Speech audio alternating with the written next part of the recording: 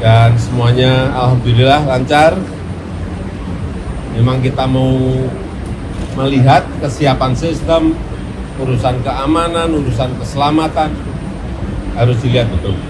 Jadi tidak usah tergesa-gesa untuk segera dioperasikan, tetapi semuanya yang berkaitan dengan sistem, yang berkaitan dengan keamanan, yang berkaitan dengan keselamatan itu harus di. Proyek kereta cepat Jakarta-Bandung dan LRT Jabodetabek terus mendapatkan sorotan seiring jadwal pengoperasiannya yang kian dekat. Dalam perkembangan terakhir, masa uji coba operasi terbatas kereta cepat Jakarta-Bandung dipastikan mundur hingga September 2023 dari jadwal semula yang ditargetkan pada 8 Agustus 2023. Sementara itu, operasional LRT Jabodetabek mundur hingga 30 Agustus 2023. Proyek ini sebelumnya dijadwalkan meluncur untuk komersial pada 8 Agustus 2023. Dua mega proyek sektor transportasi itu telah menghadapi beragam masalah dalam proses pembangunannya selama 7-8 tahun ini. Mulai dari biaya bengkak, perencanaan yang kurang baik, hingga polemik soal desain. Dan semuanya alhamdulillah lancar. Memang kita mau melihat kesiapan sistem, urusan keamanan, urusan keselamatan harus dilihat betul. Jadi tidak usah tergesa-gesa untuk segera dioperasikan, tetapi semuanya yang berkaitan dengan sistem, yang berkaitan dengan keamanan, yang berkaitan dengan keselamatan itu harus di.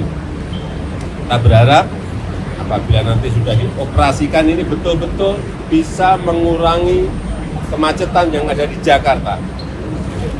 Tapi sekali lagi kita harus ingat yang namanya MRT itu baru pertama kali di Indonesia.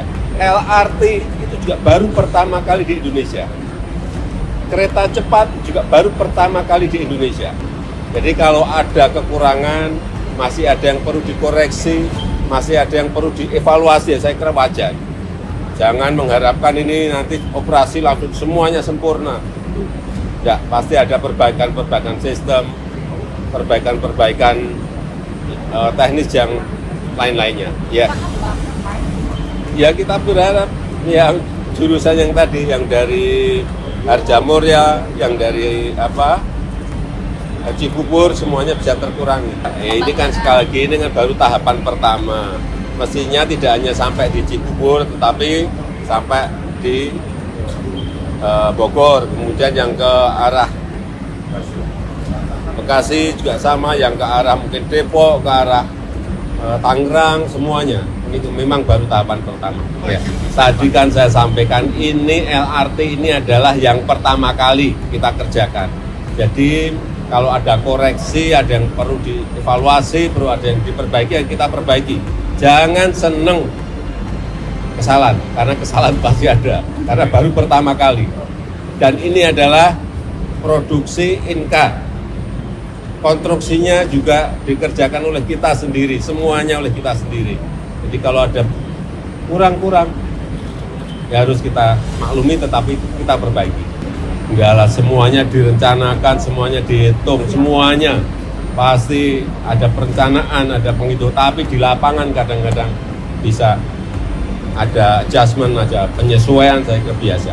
Target operasional terus mundur proyek LRT Jabodetabek sudah mundur beberapa kali dari target Commercial Operation Date atau COD. Awalnya, proyek strategis nasional itu ditargetkan beroperasi pada Juli 2019, lalu digeser ke Agustus 2022 karena kesulitan pembebasan lahan dan pandemi COVID-19.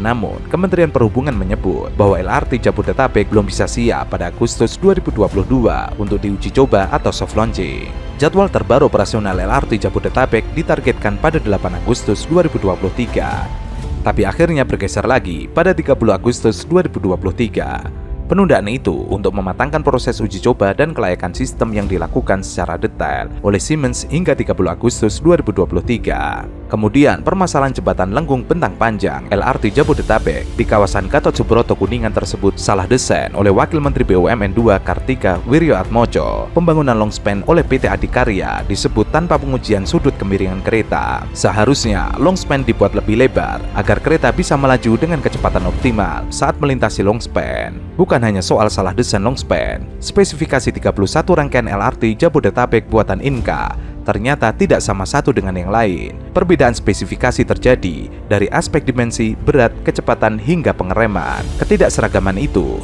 membuat Siemens sebagai penanggung jawab software harus memperlebar toleransi sehingga biaya yang dibutuhkan lebih besar.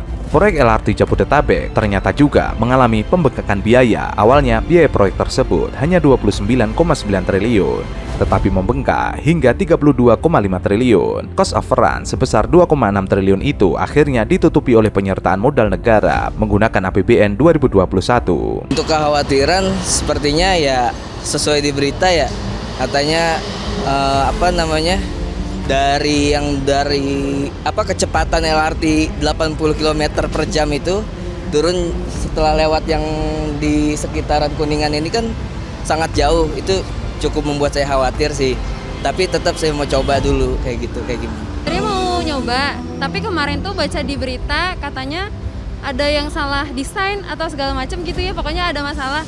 Padahal itu kan proyek lama dan udah nggak sabar mau nyoba karena kan ini macet banget. Tapi kalau banyak masalah harusnya dikaji ulang lagi gitu. Untuk nyoba LRT ini bakal khawatir, jadi mending nunggu yang fixnya gitu.